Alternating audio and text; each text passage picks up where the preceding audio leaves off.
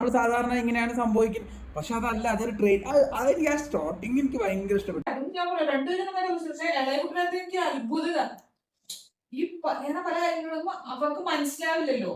ഇപ്പൊ അമ്മ നഷ്ടപ്പെട്ടു പോയി, ഒരു കുട്ടി എങ്ങനെ ഇമാജിൻ ചെയ്യാൻ എന്റെ അമ്മ നഷ്ടപ്പെട്ടു പോയാൽ ഞാൻ എങ്ങനെയായിരിക്കും, അങ്ങനെയൊക്കെ ഒരിക്കലും അവർക്ക് അയാൾ അഭിനയിച്ച് കാണിക്കുന്നുണ്ടാവും. പിന്നെ അമ്മാമ എന്റെ മോനെ അഭിനയം എന്നല്ല, പക്ഷെ എനിക്ക് ആ ക്യാരക്ടർ ഉണ്ടല്ലോ, അങ്ങനല്ലേ അത് പുളുക പറഞ്ഞത്. എനിക്ക് ആ കുറെ സാധനങ്ങൾ ഭയങ്കര ഇഷ്ടപ്പെട്ടു. അടിപൊളിയായിരുന്നു, രക്ഷയില്ല. നീ ഉണ്ടല്ലോ. പിന്നെ ലാൽജൂനിയർ രക്ഷയില്ല, തൂക്കി സീന്. ടോവിനോന്റെ ഭാഗമാണ് കുറച്ച് ലാഗ് അടിച്ചത്. കുറച്ചും കൂടി ഡ്രില്ലിംഗ് ആയിരുന്നു.